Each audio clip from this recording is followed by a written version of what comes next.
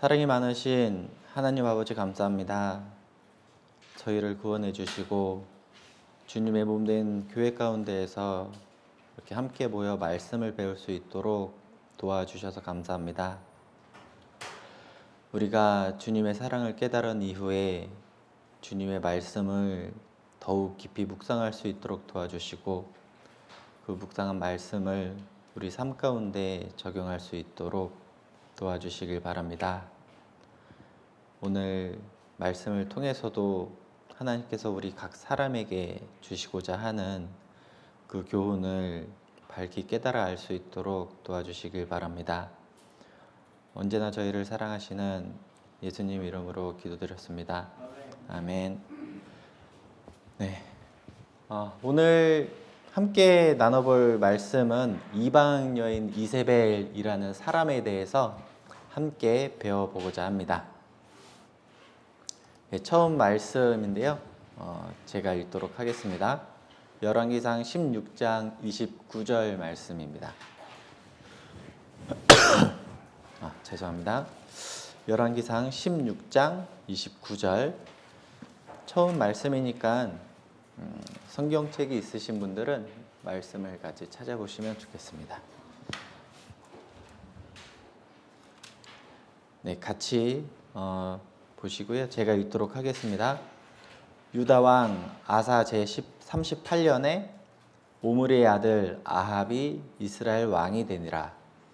오므리의 아들 아합이 사마리아에서 22년을 이스라엘을 다스리니라. 네.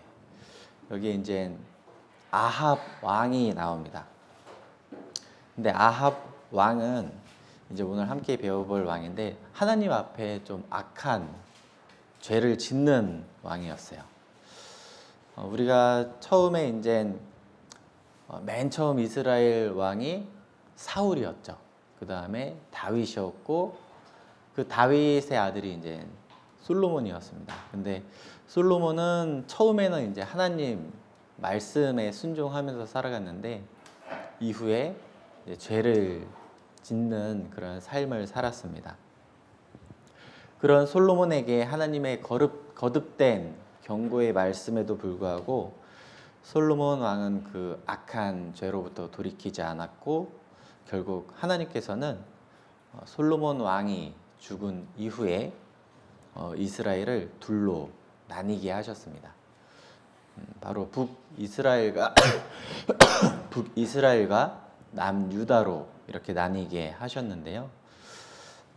다만 하나님께서 하나님 보실 때 가장 선한 왕이었던 다윗 왕을 생각하셔서 다윗의 아들 솔로몬 시대에는 이스라엘 나라가 둘로 나뉘지 않게 하시고 솔로몬이 죽은 이후에 두 개의 나라로 나뉘게 하셨습니다. 우리가 지난번에 배웠던 것처럼 북이스라엘은 모두 19명의 왕이 있었어요. 근데 모두 악한 왕이었습니다. 그리고 남유다에는 20명의 왕이 있었는데 8명은 선한 왕이었고 12명은 악한 왕이었습니다. 처음 읽은 말씀에서 나온 아합은 악한 왕만 있었던 북이스라엘의 7번째 왕이었습니다. 그러니까 당연히 악한 왕이었던 거죠. 열왕기상 16장 29절 다시 한번 좀 보면요. 유다 왕 아사 제38년에 오므리의 아들 아합이 이스라엘 왕이 되니라 라고 말씀을 하셨어요. 그 유다 왕의 그 아사라는 사람이 있었는데 그 사람이 남유다를 다스린 지 38년 되었을 때 아합 왕이 북이스라엘의 왕이 되었습니다. 그리고 오므리의 아들 아합이 사마리아에서 22년을 이스라엘을 다스리니라 라고 말씀을 하셨어요.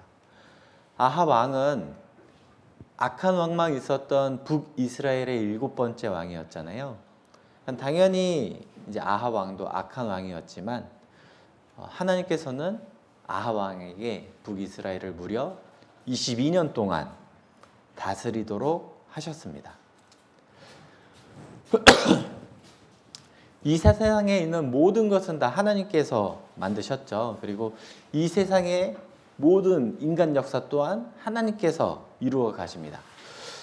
성경에 기록된 하나님의 뜻대로 이루어 가시고 하나님께서 계획하신 뜻이 이루어지면 인간 역사는 끝나게 되는 거죠. 그러니까 하나님께서는 하나님의 뜻대로 사람에게 능력도 주시고 권세도 주시는 분이셔요. 근데 그 하나님께서 아합 왕에게 22년이라는 시간을 허락해 주신 거예요. 북이스라엘을 다스릴 수 있는 왕으로서의 시간을 주신 겁니다. 하나님께서는 아합 왕에게 22년이 아니고 단 1년만을 허락하셨을 수도 있죠. 모든 이 세상에 있는 권세는 하나님께서 주시는 것이기 때문에 하나님은 아합 왕에게 단 1년만 허락하실 수도 있었어요. 그런데 이 아합 왕에게 무려 22년이라는 시간을 주셨습니다. 하나님의 말씀대로 북이스라엘을 다스릴 수 있는 기회를 주신 거예요. 그런데 아합 왕은 하나님께서 주신 이 권세를 하나님 뜻대로 사용하지를 않았어요. 자기 마음대로, 자기가 하고 싶은 대로 이렇게 사용을 했습니다. 하나님의 선하신 뜻이나 하나님의 말씀대로 나라를 이렇게 다스린 것이 아니고 자기 원하는 대로 이렇게 나라를 다스리면서 살았어요. 근데 사람은 자기 원하는 대로 살면 선하게 살면 좋겠지만 사람은 그렇지 못하거든요. 사람은 본성적으로 악을 행하는 그런 악한 습성을 가지고 있습니다. 그래서 각 사람은 그 사람의 삶에 대해서 죽음 이후에 모두 평가를 받게 되어 있습니다. 죽음 이후에 그 사람이 어떠한 사람이었는지, 살아있을 때 어떠한 삶을 살았는지에 대해서 모두 평가를 받게 되어 있어요. 죽음 이후에 사람들은 그 사람을 평가할 거예요. 아, 누구누구는 어떤 사람이었지. 아, 정말 착한 사람이었어. 아니면 하나님 말씀을 전하기 위해서 끊임없이 이렇게 만나는 사람에게 말씀을 전하는 사람이었어. 혹은 그 사람은 자기만 생각하면서 살더니 결국 이렇게 죽었네 라고 평가를 받는 사람도 있을 겁니다. 사람들 사이에서도 사람은 죽으면 그 살아온 삶에 대해서 평가를 받게 되어 있어요. 하물며 나에게 생명을 주시고 나에게 모든 권세를 주신 하나님께서 나의 죽음 이후에 나의 삶에 대해서 평가를 하실 거예요. 사람에게 많은 칭찬을 받으면서 살았다고 해도 그 삶이 하나님 앞에 칭찬이 없는 삶을 살았다면 그 사람은 정말 가치 없는 삶을 살았던 것과 같습니다. 아무리 이 세상에서 선하게 살고 사람들한테 칭찬받고 많은 업적을 이루면서 살아왔더라도 구원을 받지 못했다라면 하나님 앞에는 정말 악한 삶을 살았다라고 평가를 받을 거예요. 반대로 사람들에게는 무시당하고 이렇게 핍박당하고 그런 삶을 살았던 사람이라고 해도 그 사람이 정말 구원을 받고 하나님 말씀대로 순종하는 삶을 살았다면 정말 가치 있는 삶을 살았다고 볼 수가 있어요. 사람들한테는 인정받지 못하는 삶을 살았지만 하나님께는 정말 귀한 칭찬을 받는 가치 있는 삶을 살았다고 할 수가 있을 겁니다. 성경에 보면 창세기부터 요한계시록까지 정말 많은 인물들이 나오고 있어요. 그들이 살아온 삶에 대한 평가도 기록이 되어 있습니다. 많은 사람들 중에 하나님께 좋은 평가, 칭찬을 받았던 사람도 있는 반면 하나님 앞에 책망, 그리고 이렇게 심판의 평가를 받은 사람들도 있습니다. 먼저 우리가 하나님 앞에 칭찬받았던 사람, 좋은 평가를 받았던 사람 하면 가장 먼저 떠오르는 사람이 다윗 왕일 거예요. 하나님 마음에 합한 왕이었다라는 평가를 받았죠. 사도행전 13장 22절을 보면 내가 이새의 아들 다윗을 만나니 내 마음에 합한 자라, 합한 사람이라 내 뜻을 다 이루게 하리라 하시더니 다윗 왕은 살아생전에 온전히 하나님만을 의지하면서 살았고 하나님께 내 마음에 합한 사람이라는 정말 훌륭한 칭찬을 받은 삶을 살았습니다. 그리고 우리 아벨도 하나님께 칭찬을 받았다는 것을 알 수가 있어요. 히브리서 11장 4절을 보면 믿음으로 아벨은 가인보다 더 나은 제사를 하나님께 드림으로 믿음으로 하나님께 제사를 드렸기 때문에 하나님께 칭찬을 받았습니다. 그리고 히브리서 11장 8절을 보면 믿음으로 아브라함은 부르심을 받았을 때 순종하였다라고 하셨어요. 다 공통적으로 믿음, 어떤 믿음이냐면 하나님을 의지하는 믿음을 가지고 있었어요. 하나님이 나의 구세주고 나의 삶에 내가 의지할 오직 단 한 분이라는 것을 믿고 살아갔던 사람들이에요. 이렇게 하나님 보셨을 때 칭찬받는 사람들이 있었던 반면 하나님 보셨을 때 나쁜 평가를 받았던 사람들도 성경에는 많이 기록이 되어 있습니다. 먼저 북이스라엘을 나뉜 이후에 하나님께 돌아가서 섬기지 못하도록 헛된 우상을 섬기도록 했던 북이스라엘의 첫 번째 왕 여로보암은 하나님 앞에 나쁜 평가, 책망받는 평가를 받았어요. 그리고 여로보암 이후에 많은 왕들이 여로보암의 삶, 여로보암이 하나님 앞에 지었던 죄들을 똑같이 따라하면서 살았습니다. 그렇기 때문에 북이스라엘은 19명의 왕이 있었지만 모두 악한 삶을 살았던 그런 왕이었어요. 열왕기하 13장 2절을 보면 여로보암의 죄를 쫓고 떠나지 아니하였으며 우리가 선한 평가를 받았을 때는 다윗과 같았다. 나쁜 평가를 받았을 땐 다윗과 같지 않았다 라고 하는데 또 악한 사람들을 말할 때 또 하나의 표현이 바로 여로보암의 죄를 떠나지 않았다. 여로보암의 죄를 쫓았다라고 이렇게 표현을 하고 있어요.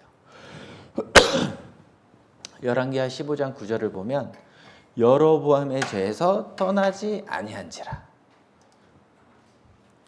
18절을 보면 여로보암의 죄에서 평생 떠나지 아니하였더라. 여기 이제 므나헴이라는 왕이 있었는데 이 사람은 여로보암의 죄에서 평생 떠나지 않았다라고 되어 있어요.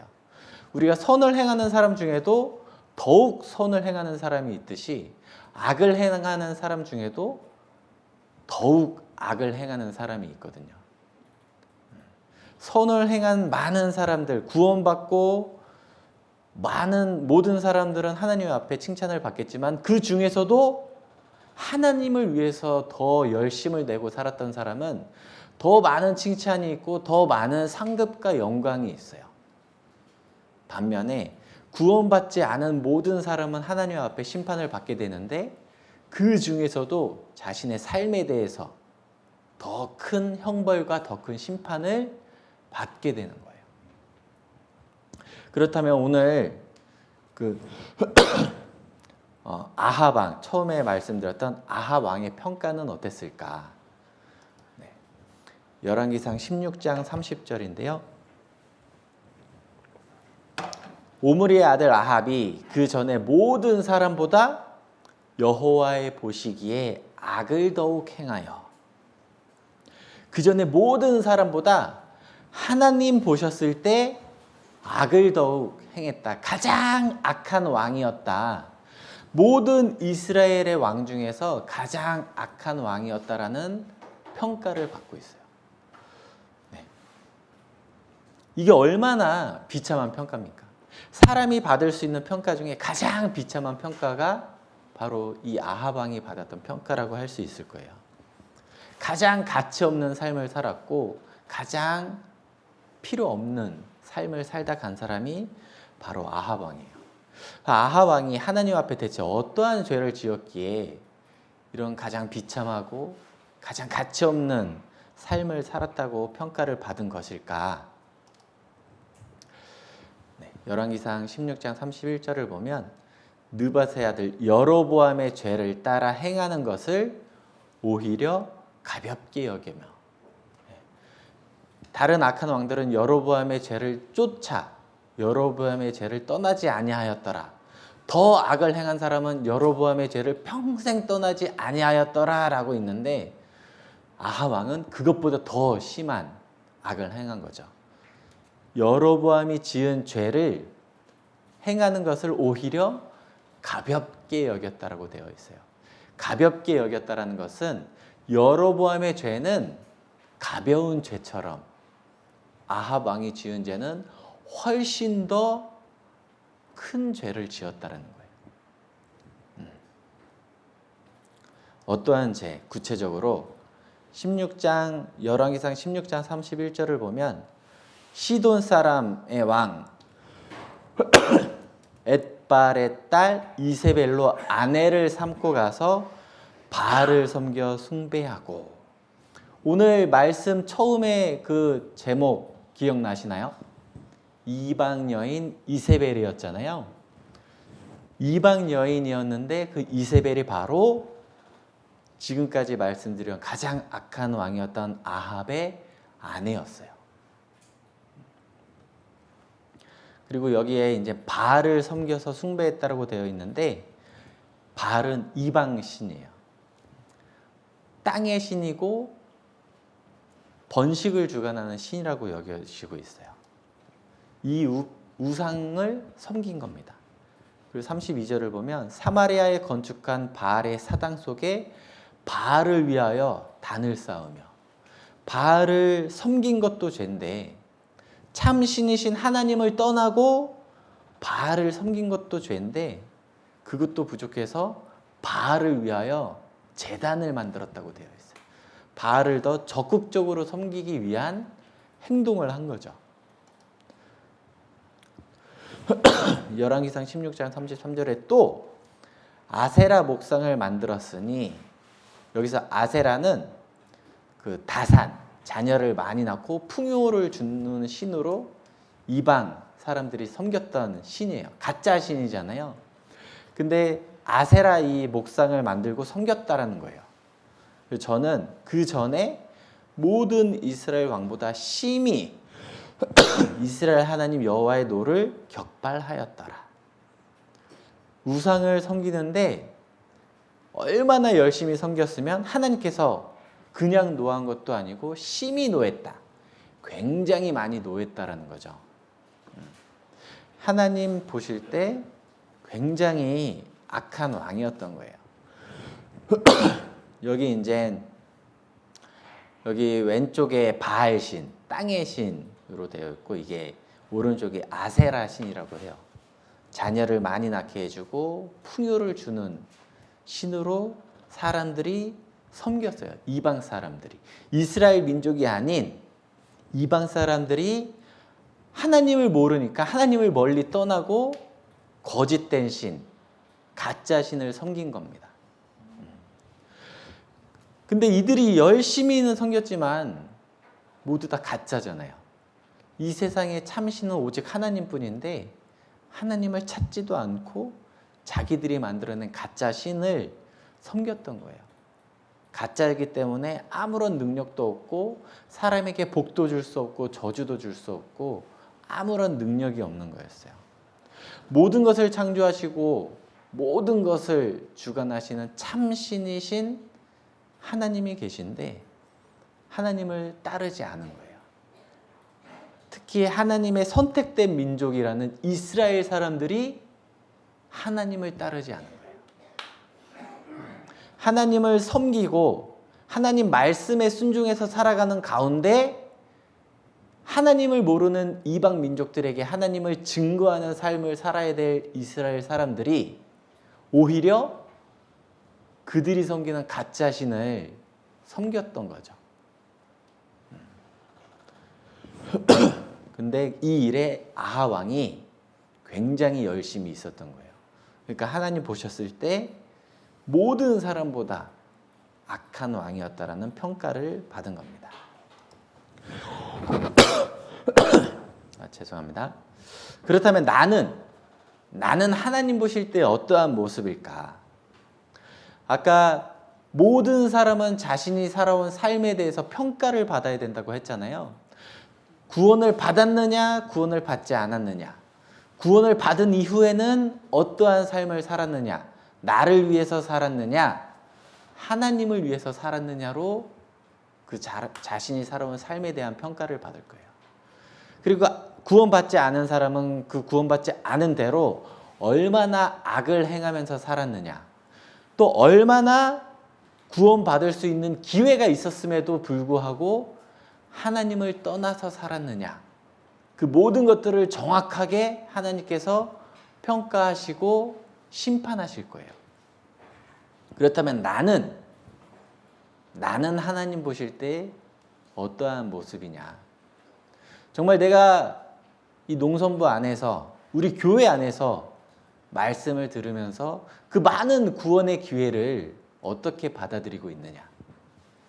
그리고 구원을 받았다면 구원받은 이후의 나의 삶의 모습이 나를 위한 삶이냐, 하나님을 위한 삶이냐?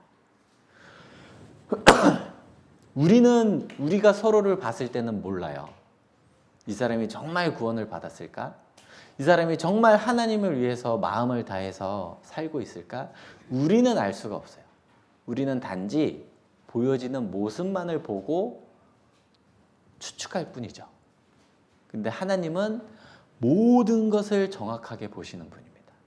우리의 마음속 깊은 곳을 정확하게 보시는 분이세요.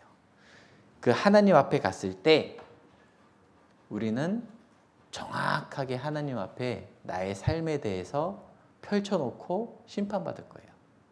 그 하나님의 심판 앞에 우리는 단 하나의 불평도 할 수 없을 겁니다. 너무나도 정확하게 심판하실 것이기 때문에. 우리는 구원받은 이후 생활하는 가운데 나를 위한 것보다는 하나님을 위해서 살아야 되거든요. 내가 하고 싶은 것보다는 하나님께서 좋아하시는 것, 그런 것들을 해야 돼요. 하나님께서 좋아하시는 것은 무엇이 있을까요? 우리가 말씀 가운데 많이 배웠죠. 말씀을 가까이 해야 돼요. 이 말씀은 곧 하나님이시니라 라고 하셨어요. 이 말씀 속에서 하나님께서 우리 각 사람에게 주시고자 하는 말씀들이 있어요. 뜻이 있어요. 말씀을 가까이 하는 사람은 하나님을 가까이 하는 사람이에요. 말씀을 사랑하는 사람은 하나님을 사랑하는 사람입니다. 우리가 눈에 보이지 않는 하나님을 어떻게 가까이 하죠? 눈에 보이지 않는 하나님을 어떻게 사랑할 수 있을까요? 바로 말씀을 가까이 하고 말씀을 사랑하는 가운데 할 수 있어요. 그리고 눈에 보이는 이 형제 자매님들, 내 주변에 있는 형제 자매님들을 가까이 하고 사랑하는 가운데 하나님을 사랑하는구나 라고 그 마음을 알 수가 있는 겁니다. 우리가 옆에 형제 자매님들 보면 사랑할 만해서 사랑을 할까요?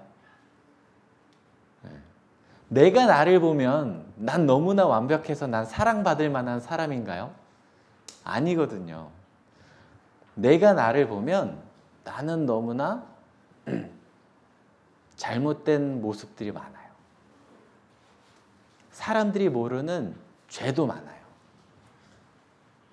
막 불평불만하는 마음도 있어요. 근데 그럼에도 하나님은 나를 사랑해 주셨거든요. 내가 사랑받을 만해서 사랑해 주신 게 아니에요. 하나님이 나를 아무 이유 없이 사랑해 주신 겁니다. 사랑받을 만해서 만한 사람만 하나님께서 사랑을 주신다면 여기 있는 모든 사람 중에 하나님의 사랑을 받을 수 있는 사람은 단 한 명도 없어요. 우리는 사랑받을 자격이 없어요. 근데 하나님께서 사랑을 주신 거예요. 하나님께서 우리에게 값없는 사랑을 주시고 우리에게 말씀을 하시는 거죠. 내 주변에 있는 형제 자매님들을 이유 없이 조건 없이 사랑하라는 거예요. 그 형제 자매가 사랑받을 만하니까 사랑하라고 하시지 않습니다. 함께 구원받은 형제 자매이기 때문에 사랑을 하라고 하셔요. 하나님의 사랑을 내가 먼저 넘치도록 받았기 때문에 사랑을 하라고 하시는 거예요. 나는 저 형제 뭐가 마음에 안 들어요. 나 저 자매 너무 무례히 행해요. 저 형제는 자꾸 말을 해도 고치질 않아요. 사랑으로 감싸줘야 되거든요.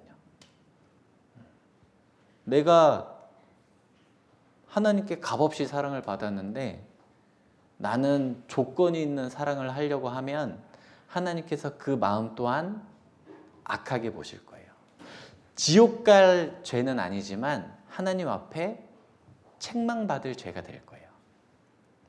우리는 함께 모여서 말씀을 듣고 함께 교제하는 가운데 하나님께서 기뻐하시는 것을 행할 수 있고 또 형제 자매를 사랑하는 가운데 하나님을 기쁘시게 할 수 있어요.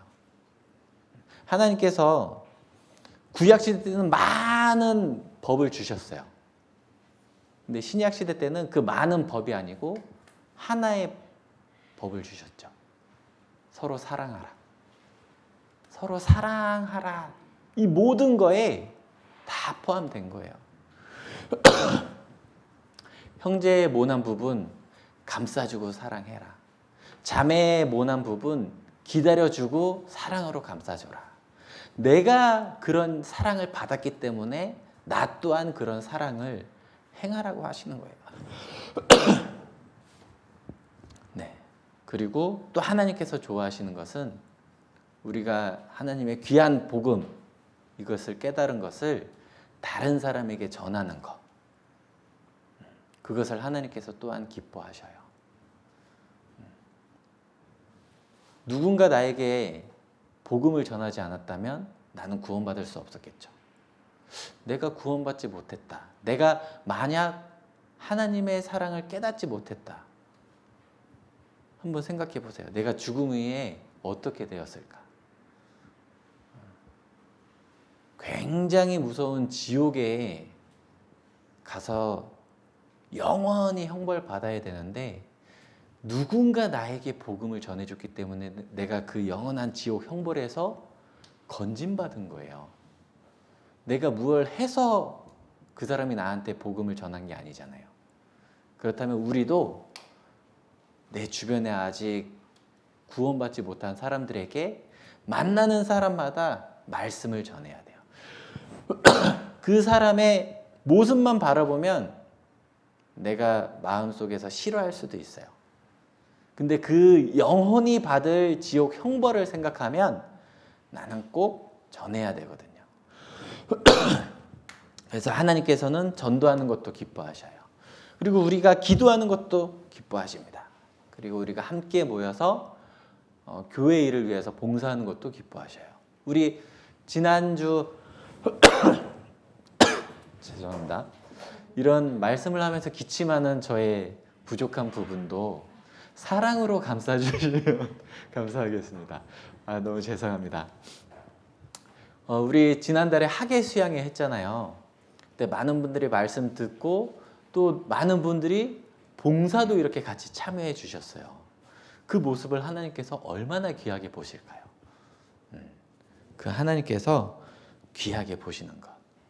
우리는 나의 삶 가운데 그런 것들을 행해야 돼요.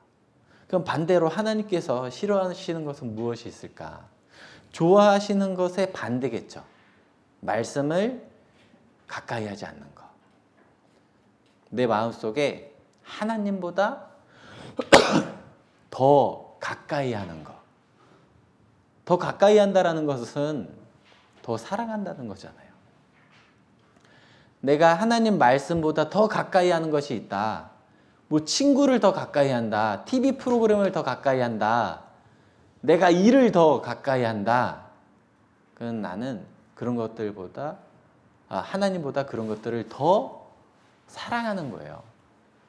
하나님은 가장 우선적으로 나를 사랑하시고 나를 위해 모든 것을 희생하셨는데 내가 하나님을 가장 사랑하지 않는다면 하나님께서 마음에 슬퍼하시고 싫어하시겠죠. 그리고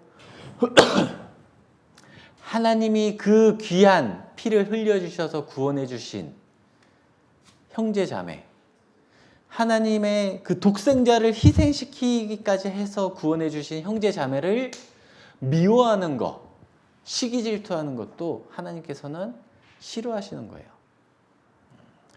그리고 말을 이렇게 함부로 하는 것, 구원받은 형제 자매든 내가 전도해야 될 대상이든 말을 함부로 하면 그 사람의 마음이 상처를 받게 돼요. 그리고 그 사람의 마음이 말씀을 듣는 것에 장애물이 되기도 합니다. 우리는 그 사람의 마음을 보지 못하기 때문에 그 사람이 하는 행동이나 말을 가지고 판단을 해요. 근데 그 말을 함부로 하게 되면 그 사람의 마음은 몰라요. 단지 그 말로 그 사람을 판단하고 그 사람이 전하는 복음도 거부하고 그렇게 될 거예요. 복음을 거부하면 그 사람이 지옥 가잖아요. 그럼 그 죄가 나에게 없다고 할 수 있을까요? 하나님께서 그 나의 함부로 하는 말 때문에 그 사람이 말씀을 듣지 않고 지옥 간다면 나에게도 책망하실 거예요. 네, 우리는 하나님께서 좋아하시는 것들, 그런 것들은 가까이 하고 싫어하시는 것들은 멀리 해야 되는데 이것이 쉽지가 않아요. 내가 힘쓰고 노력해야 할 수 있어요. 우리의 본성은 내가 본성대로 살아가면 하나님 말씀대로 살아가는 게 아니에요. 내가 본성대로 나 하고 싶은 대로 살아가면 하나님과 반대로 가요. 하나님의 말씀과 반대로 가요. 우리의 본성은 악하거든요. 구원은 받았어도 내 속에 그 악한 본성이 있기 때문에 내가 하고 싶은 대로 살아가면 우리는 하나님께서 싫어하시는 것만 행하게 되어 있습니다. 우리가 시편 58편 3절을 보겠습니다. 악인은 모태에서부터 멀어졌으며 나면서부터 곁길로 나아가 거짓을 말하는도다. 모태에서부터 멀어졌다. 모태에서부터 하나님께로부터 멀어진 거예요. 하나님의 말씀으로부터 멀어진 거예요.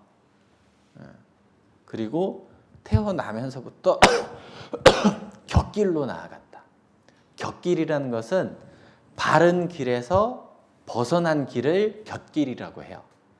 우리의 바른 길, 우리의 삶의 바른 길은 하나님의 말씀대로 살아가는 길인데 우리는 태어나면서부터 곁길로 나아가요. 하나님의 말씀을 따라 살아가는 것이 아니고 하나님께서 가지 말라고 하신 길을 따라가는 거예요. 선을 행하기보다는 악을 행하면서 살아갑니다. 우리는 노력을 해야 돼요. 내가 구원받았으니까 이제 내 속에 성령이 와 계시니까 내가 살고 싶은 대로 살면 하나님 말씀대로 사는 것이 아닐까? 라고 생각할 수 있지만 절대 그렇지 않아요. 우리는 하나님 말씀대로 살아야지 내가 의지적으로 노력해야 돼요. 내가 형제 자매의 모난 부분, 내 마음에 안 드는 부분 감싸줘야지 의지적으로 그렇게 생각을 하고 노력해야 됩니다. 쉬운 게 아니에요. 하지만 그 쉽지 않은 것을 했을 때 하나님께서 분명히 상을 준다고 약속하셨어요. 역대하 15장 7절 말씀을 보겠습니다. 역대하 15장 7절. 그런즉 너희는 강하게 하라. 손이 약하지 않게 하라. 너희 행위에는 상급이 있음이니라. 네. 너희 행위에는 상급이 있음이니라. 우리가 구원받는 것은 우리의 행위가 필요하지 않죠. 우리가 구원받는 것은 내 행위가 오히려 있으면 안 돼요. 하지만 구원받은 이후에 살아가는 삶 가운데는 나의 행위가 필요합니다. 나의 노력이 필요해요. 그 나의 노력이 천국 가기 위한 노력이 아니에요. 천국은 이미 영혼의 구원을 받았을 때 값없이 받았어요. 하지만 하나님 앞에 갔을 때 많은 상을 받기 위해서 노력이 필요한 거예요. 나의 행동이 필요한 거예요.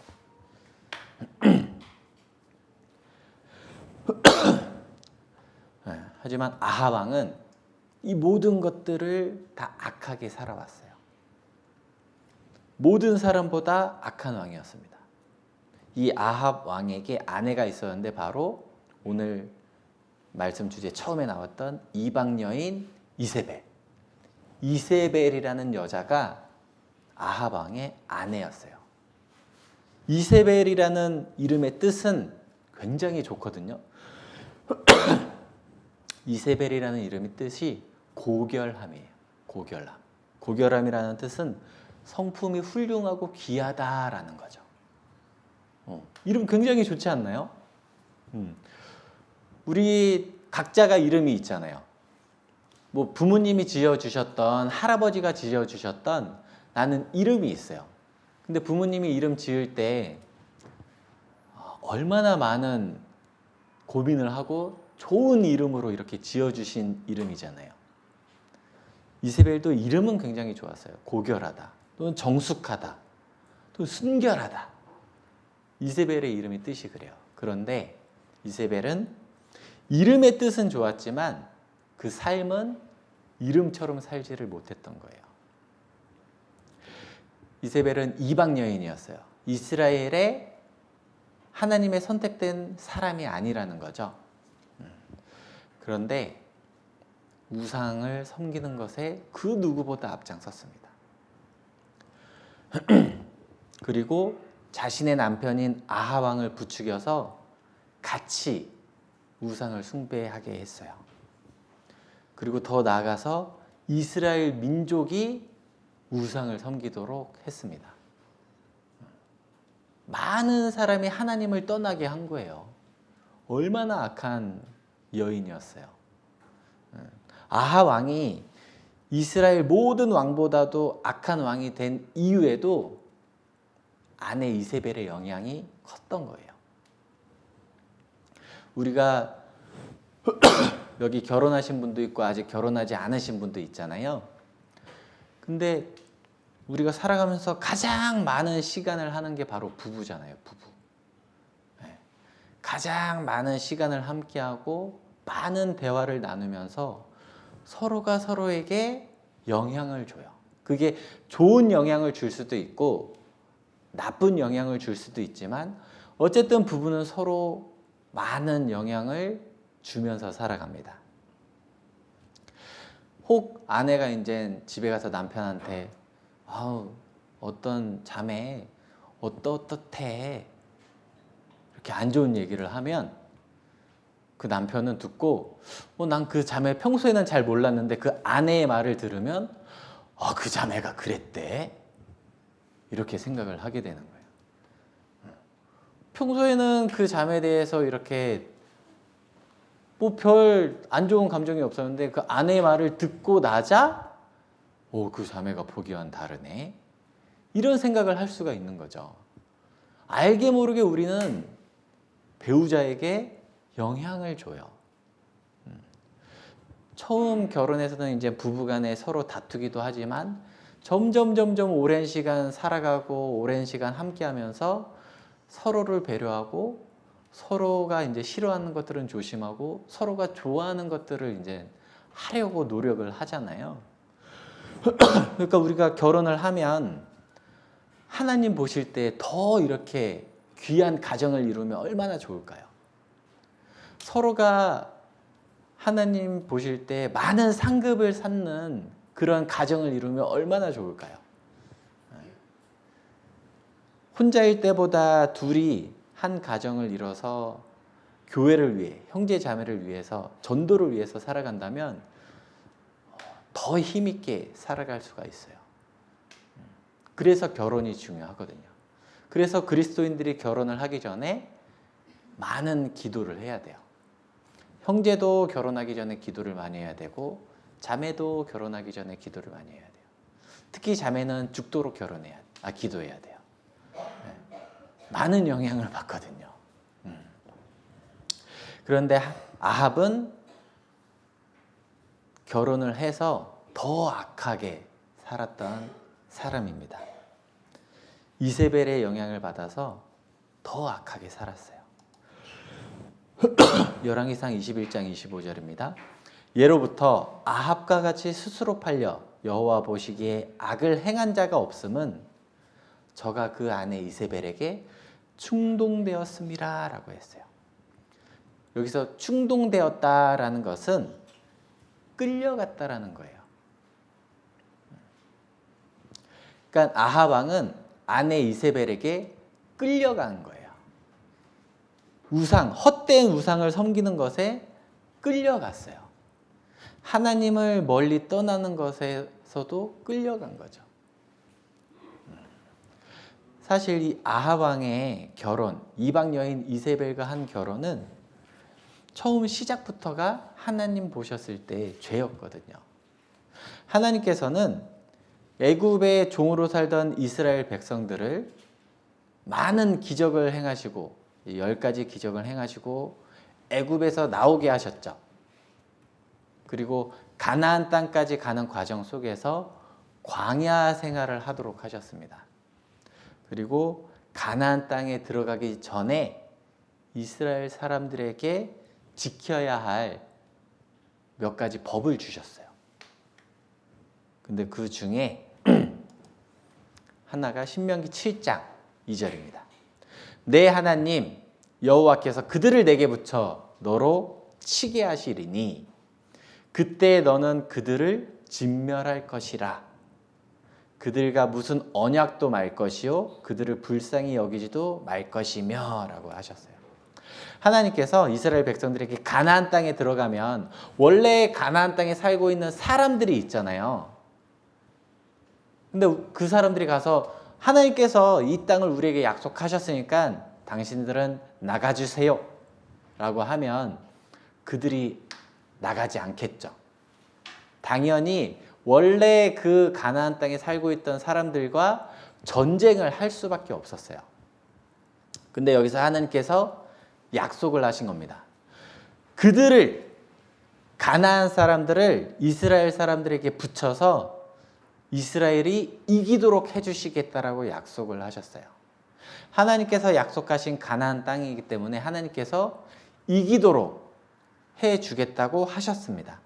근데 그 다음에 지켜야 될 법을 주셨죠. 그들을 진멸할 것이라.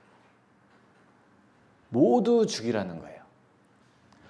그들과 무슨 약속도 하지 말고 그들을 불쌍히 여기지 말아라.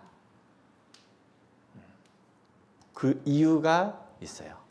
신명기 7장 3절을 보면 또 그들과 혼인하지 말지니 내 딸을 그 아들에게 주지 말 것이요 그 딸로 내 며느리를 삼지 말 것은 이유가 나옵니다. 그가 내 아들을 유혹하여 그로 여호와를 떠나게 하고 다른 신들을 섬기게 함으로 여호와께서 너희에게 진노하사 갑자기 너희를 멸하실 것임이라. 가나안 땅에 들어가거든 원래 살고 있던 사람들을 이기게 해줄 것인데 너는 그들을 모두 죽여라. 그들을 남겨두지 말고 그들과 결혼하지 말아라 라고 하신 거예요. 왜 그렇게 하냐면 만일 이스라엘 사람들이 가나안 사람들을 불쌍히 여겨서 살려두면 그들이 나중에 이스라엘 사람들과 결혼도 하게 되고 그렇게 하면 그 사람들이 하나님을 섬기는 것이 아니고 이스라엘 사람들로 하여금 하나님을 떠나게 할 것이기 때문이었어요. 하나님을 떠나게 하고 다른 헛된 우상들을 섬기게 할 것이기 때문에 그들을 불쌍히 여기지 말고 모두 죽이라고 하신 겁니다. 우리는 당장 지금의 시간밖에 보지 못하지만 하나님께서는 먼 과거도 보시고 먼 미래도 보시는 분이시잖아요. 먼 미래를 보시는 하나님께서 이스라엘 백성들을 지켜주기 위해서 이 말씀을 주신 거예요. 이스라엘 백성들이 하나님을 떠나는 그 악을 행하지 않도록 하기 위해서 이 법을 주신 거예요. 결국 이 법을 주신 것은 이스라엘 백성들을 사랑하시는 하나님의 마음인 거죠. 이 말씀은 이 당시 출애굽한 이스라엘 백성들에게만 해당되는 게 아닙니다. 바로 오늘날 구원받은 우리 그리스도인들에게도 동일하게 주시는 말씀이에요. 고린도 후서 6장 14절을 보면 너는 믿지 않는 자와 멍에를 같이 하지 말라. 의와 불법이 어찌 함께하며 빛과 어두움이 어찌 사귀며 라고 되어 있어요. 하나님께서는 믿지 않는 자와 함께 중요한 일을 하는 것을 금하셨어요. 하지 말라고 하셨습니다. 여기 보면 믿지 않는 자와 멍에를 같이 하지 말라. 이 멍에가 뭔지 아셔요? 멍에? 멍에하면 옛날에 이제 소 가지고 농사 지을 때 소 목에 얹는 기구예요. 그래서 소는 힘이 세잖아요. 그러니까 소의 힘을 이용해서 밭을 이렇게 가꾸는 그런 기구가 멍에예요. 근데 보통 이 멍에는 소 2마리를 이렇게 붙여놔서 한 멍에를 씌워요. 힘이 더 세잖아요. 그러니까 멍에를 같이 매이지 말라라는 것은 여기 보면 소 2마리가 한 멍에를 메었잖아요. 이렇게 하지 말라라는 거예요. 구원받은 그리스도인이 구원받지 않은 이방인과 같이 어떤 중요한 일을 같이 하지 말라라고 하신 거예요. 뭐 사업을 같이 하는 것도 구원받지 않은 사람과 하는 것은 조심해야 돼요. 더군다나 특히 우리의 삶 가운데 가장 중요한 게 뭐예요? 결혼이라고 할 수 있잖아요. 이 결혼은 특히 구원받지 않은 사람과 하지 말라라고 말씀을 하셨습니다. 우리가 구원받지 않은 사람과 같이 이렇게 결혼을 해서 한 가정을 이루면 우리가 생각했을 때는 내가 이 배우자 전도해서 구원받게 하면 되겠다 라고 생각을 할 수도 있겠죠. 근데 사람이 구원받는 것, 한 영혼이 구원받는 게 우리 사람의 능력으로 할 수 있는 게 아니잖아요. 하나님께서 도와주셔야만 가능한 것인데 내가 하나님께서 말씀하신 이방 여인과 결혼하지 말라고 한 그 죄를 범한 상태에서 내가 구하는 것을 하나님께서 들어주시지 않겠죠. 하나님 말씀에 순종하는 가운데 내가 원하는 것, 그것을 하나님께서 들어주시잖아요. 그리고 내가 원하는 것도 하나님 뜻에 맞아야 하나님께서 들어주시잖아요.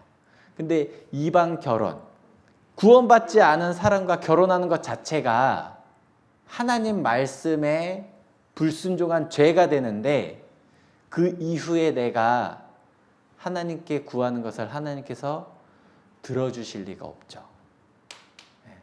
그렇기 때문에 우리는 아예 시작 자체를 구원받은 사람과 결혼하도록 해야 돼요.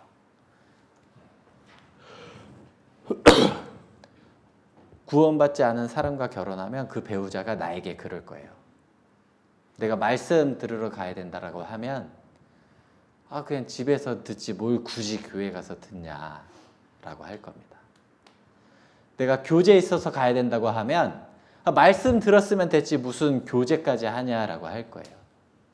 내가 교회에 중요한 행사가 있어서 그 행사 참여하고 봉사도 해야 된다고 하면 지금 집안일 쌓여있는 것부터 도와달라고 할 겁니다. 그리고 내가 헌금을 하려고 하면 지금 우리 먹고 사는 것도 빠듯한데 무슨 교회에 헌금하냐라고 할 거예요. 내가 구원받지 않은 사람과 결혼을 해서 가정을 이루면 하나님을 위해서 더 힘있게 살아가지를 못해요. 하나님을 멀리하는 삶을 살게 돼요. 주님의 일에 함께 동참하는 삶을 사는 것이 아니에요. 주님 일을 멀리서 그냥 구경하는 삶을 살게 됩니다. 하나님께서 잠언에는 더 무서운 말씀을 주셨어요. 잠언 6장 27절에서 28절을 보면 사람이 불을 품에 품고야 어찌 그 옷이 타지 아니하겠으며 사람이 숯불을 밟고야 어찌 그 발이 되지 아니하겠느냐. 우리가 불이 있을 때 불을 안으면 내 옷도 타고 내 몸도 타겠죠. 내가 불을 이렇게 안으면 그건 자연스럽게 당연하게 나는 옷이 불에 타고 내 몸도 불에 댈 거예요. 숯불이 있는데 내가 그것을 신발 신지 않고 맨발로 밟으면 당연히 내 발이 되겠죠. 굉장히 고통스러울 거예요. 잘못하면 죽겠죠. 우리가 구원받지 않은 사람과 가정을 이루는 것이 바로 이와 같아요. 불을 안는 것과 같아요. 숯불을 맨발로 밟는 것과 같아요. 그래서 우리는 출애굽한 이스라엘 백성들에게 하나님께서 주신 이 법, 지금 우리에게도 여전히 지켜야 되는 법이에요. 아합 왕은 시작 자체가 잘못된 거죠. 시작 자체가 이방 여인 이세벨과 결혼을 했잖아요. 그리고 당연한 결과로 이세벨에게 끌려가는 삶을 살았어요. 하나님을 멀리하는 삶을 살았고 헛된 우상 신을 섬기는 삶을 살았습니다. 그 결과가 역사상 가장 악한 왕, 이스라엘 모든 왕 중에 가장 악한 왕이라는 평가를 받은 거예요.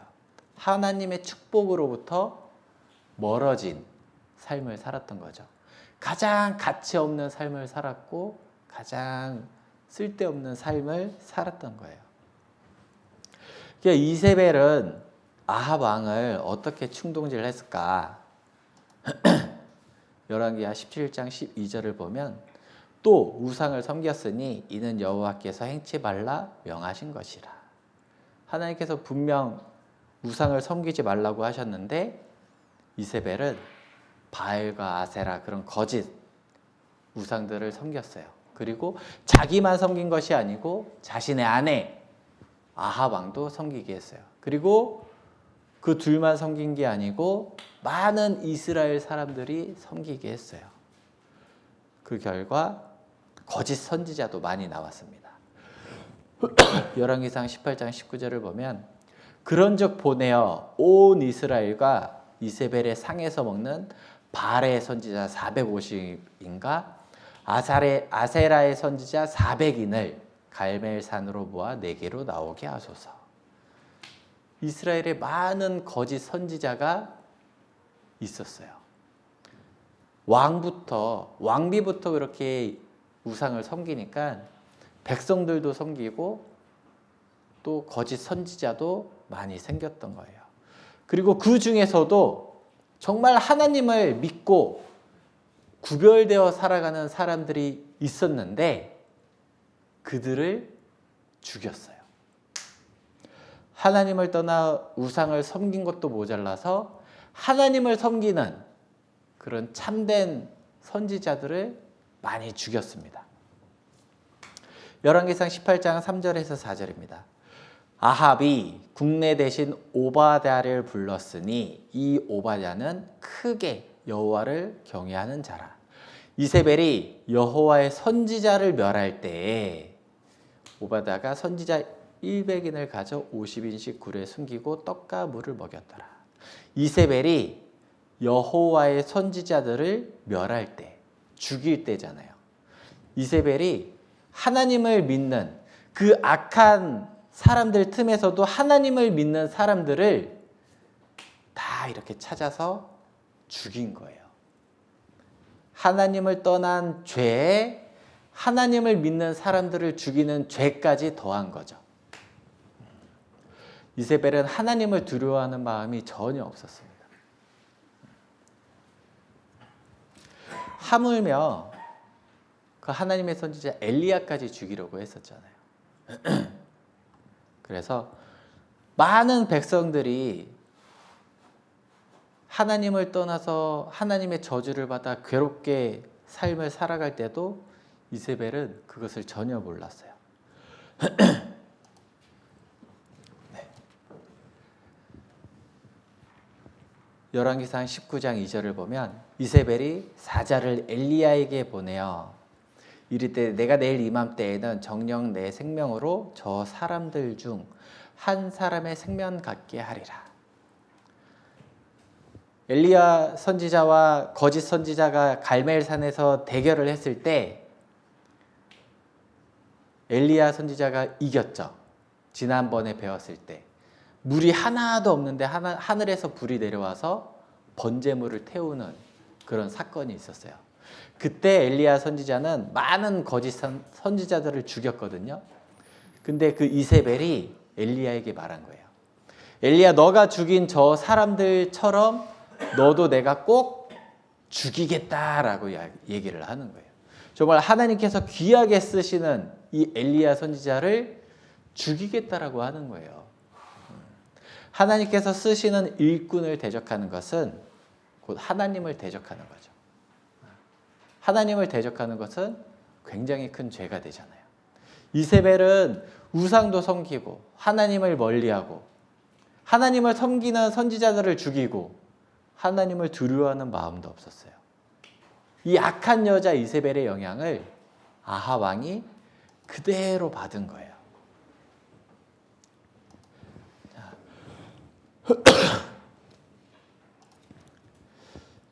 자, 그리고 여기에 보면 열왕기상 21장 4절 말씀을 보면 아합이 근심하고 답답하여 금으로 돌아와서 침상에 누워 얼굴을 돌이키고 식사를 아니하니. 네, 이 사건은 하루는 아합 왕이 길을 지나가는데 너무나도 아름다운 포도원을 본 거예요. 이 포도원을 자기가 갖고 싶어서 알아봤더니 나봇이라는 사람이 그 주인이었거든요. 그래서 이 포도원을 나한테 팔아라. 내가 적당한 값을 주고 내가 사겠다라고 했는데 이 사람이 우리 조상으로부터 물려온 이 포도원을 우리는 팔 수 없다.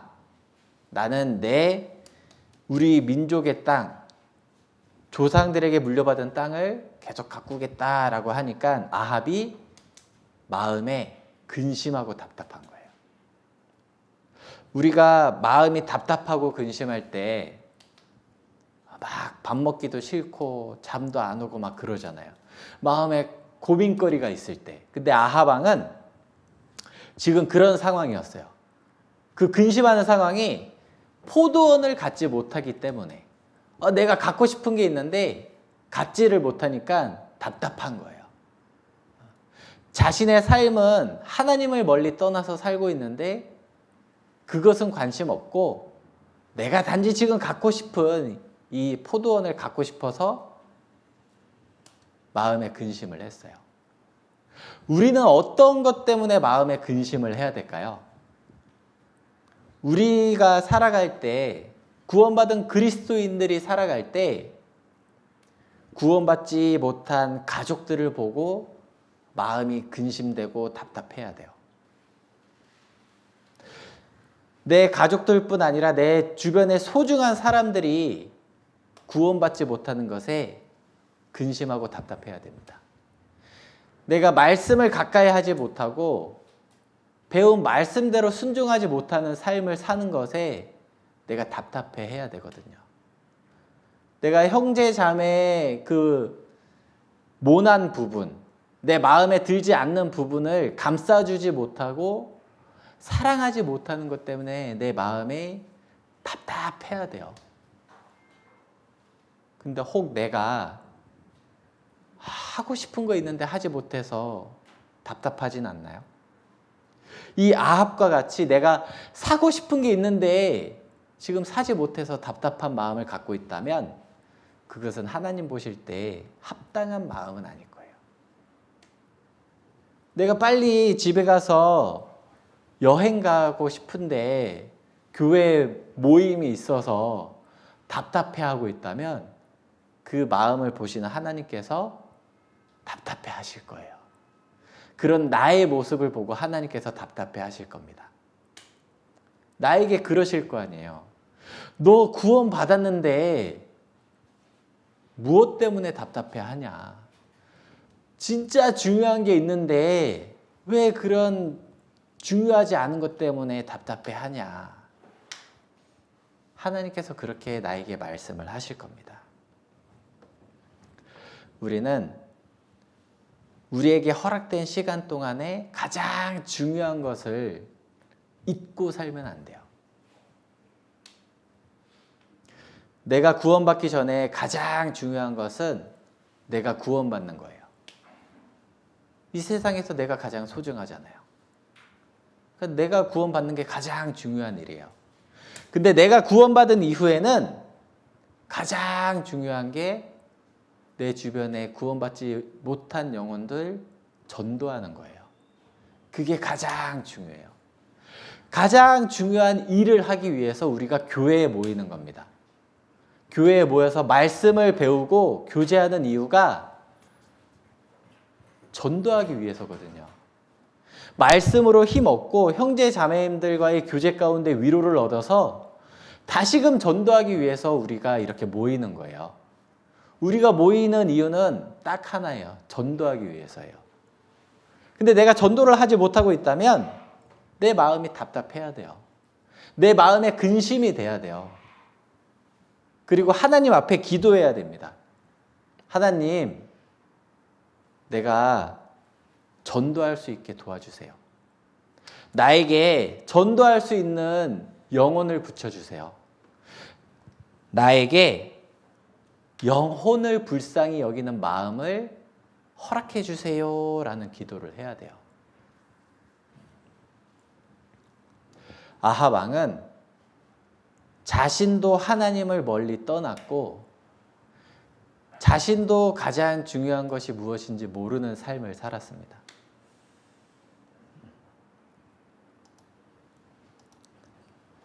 네.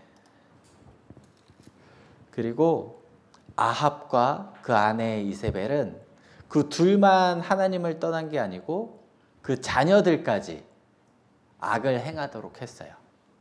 역대하 21장 6절을 보면 이는 아합의 딸이 그 아내가 되었습니다. 저가 여호와 보시기에 악을 행하였으나. 이것은 여호람 왕을 말하는 거예요. 여호람이라는 왕이 있었는데 그 아내가 이세벨의 딸이었어요. 아달랴라는 사람인데 그 딸이 아내가 되니까 똑같이 악을 행한 겁니다.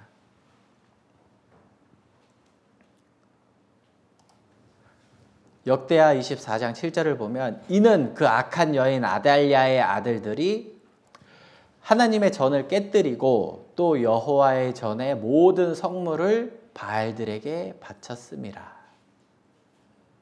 네.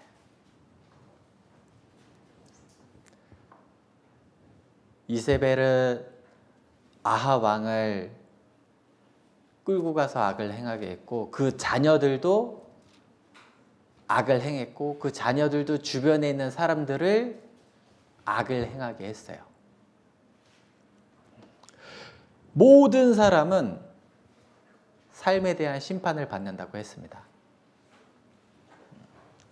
구원받은 사람과 구원받지 않은 사람의 심판이 있어요. 구원받은 사람은 영원한 천국이고 구원받지 못한 사람은 영원한 지옥이에요.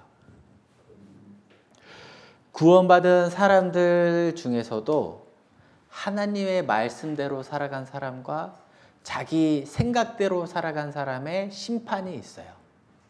이것은 지옥 가는 심판은 아니지만 상과 영광을 주는 심판이에요. 반대로 구원받지 못한 사람은 구원받지 못한 그 삶 가운데 행한 악대로 지옥 형벌의 차이가 있어요. 그래서 우리는 선택을 해야 돼요. 우리의 삶은 지금까지 내가 살아오면서 많은 선택을 하면서 살아왔죠. 앞으로도 많은 선택을 하면서 살아갈 겁니다. 근데 그 중에서도 가장 중요한 것은 내가 하나님의 말씀대로 사는 것에 대한 선택을 해야 돼요. 여호수아 24장 15절입니다. 만일 여호와를 섬기는 것이 너희에게 좋지 않게 보이거든 너희 열조가 강 저편에서 섬기던 신이든지 혹 너희의 거하는 땅 아모리 사람의 신이든지 너희 섬길 자를 오늘날 택하라. 오직 나와 내 집은 여호와를 섬기겠노라. 이게 여호수아의 말이거든요. 여호수아가 죽기 직전에 이스라엘 사람들에게 남긴 유언이에요. 너희는 오늘날 택하라. 하나님을 섬기든지 강 저편 이제 가나안 땅에 살고 있는 사람들 그 사람들이 섬기던 신이든지 아니면 애굽 사람들이 섬기던 신이든지 누구를 섬길 것인지 선택하라는 거예요. 하나님이 진짜 신이면 하나님을 섬길 것을 선택하고 만일 하나님이 신이 아니라면 우상들을 섬기는 것을 선택하라는 거예요. 하나님도 섬기고 우상도 섬기는 것은 할 수가 없어요. 둘 중 선택해야 됩니다. 근데 우리는 많은 말씀 가운데 하나님이 참 신이라는 것을 확실하게 알았어요. 하나님 외에 다른 모든 것들은 거짓된 것이라는 것을 우리는 알고 있습니다. 그렇기 때문에 하나님의 말씀 가운데 우리는 구원을 받았잖아요. 그렇다면 구원받은 이후에도 우리는 선택을 해야 돼요. 나를 구원해 주신 하나님, 정말 참 신이신 하나님이 나를 구원해 주신 것이 확실하다면 구원받은 이후의 삶도 완전히 하나님께 맡기는 선택을 해야 됩니다. 하나님의 말씀에 순종하는 삶을 선택해야 되는 거죠. 여호수아가 이스라엘 백성들에게 말한 이 말씀은 오늘날 우리에게도 동일하게 주어지는 말씀이에요. 너희 섬길 자를 오늘날 택하라.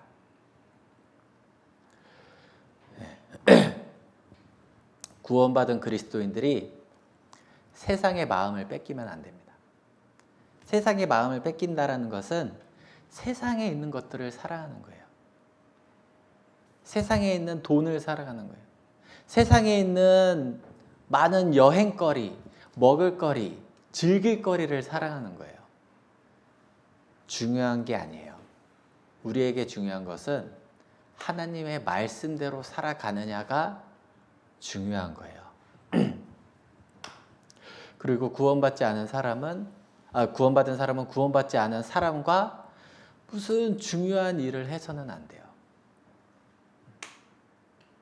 그 사람을 의지하면서 살아가면 안 돼요. 그리고 특히 결혼 같은 것은 구원받은 사람과만 해야 됩니다. 구원받지 않은 사람과 결혼을 함으로써 징계를 받은 많은 사람들이 있어요. 몇 사람만 살펴보면 사사기 16장 4절에 보면 이후에 삼손이 소렉 골짜기에 들릴라라 이름하는 여인을 사랑하며 이방 여인을 사랑했거든요. 삼손이. 그 결과가 어땠을까?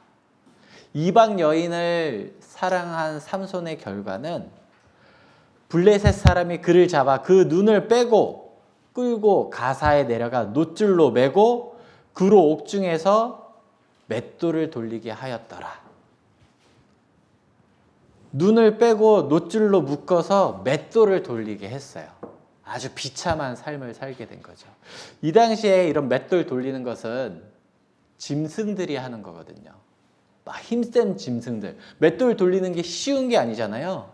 그러니까 짐승들이 하는 건데 하나님의 말씀을 불순종하고 세상 사람에게 마음을 뺏긴 그 삼손이 짐승과 같은 삶을 살게 된 거예요. 하나님의 사랑을 받아야 되는 사람이 하나님을 떠나게 되자 짐승과 같은 삶을 살게 됩니다.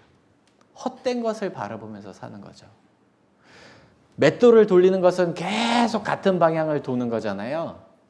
계속 반복되는 아무런 소망이 없는 삶을 살게 되는 거예요. 아무런 희망도 없고 소망도 없어요. 하나님을 떠나서 세상을 사랑하면 짐승과 같은 삶을 살게 됩니다. 자, 그리고 또 한 사람이 이제 솔로몬, 다 잘 아시는 솔로몬이죠. 열왕기상 11장 1절 솔로몬 왕이 바로의 딸 외에 이방의 많은 여인을 사랑하였으니 바로의 딸 외에도 많은 이방 여인을 사랑했어요. 솔로몬은 처첩이 1000명이나 됐다고 하잖아요. 하나님의 반복된 그 경고의 말씀에도 솔로몬은 돌이키지를 않았습니다. 그 결과가 나라를 나뉘게 한 거죠. 왜냐하면 솔로몬의 많은 이방 여인들이 솔로몬을 충동질했거든요. 열왕기상 11장 4절입니다. 솔로몬의 나이 늙을 때에 왕비들이 그 마음을 돌이켜 다른 신들을 좇게 하였으므로 왕비들이 그 솔로몬의 마음을 돌이키게 했어요. 어디서부터? 하나님으로부터 돌이키게 했어요. 하나님으로부터 돌이켜서 멀리 가도록 끌고 갔어요. 이게 솔로몬의 나이 늙을 때 됐어요. 솔로몬이 젊었을 때는 하나님을 섬기면서 살았죠. 하나님께서 너가 필요한 것이 무엇이냐 내게 구하라 했을 때 솔로몬은 다른 많은 것들을 원한 게 아니고 단 하나 지혜를 원했어요. 그 지혜를 원한 이유도 하나님의 백성 이스라엘 사람들을 하나님의 말씀대로 다스릴 수 있는 지혜를 달라고 했어요.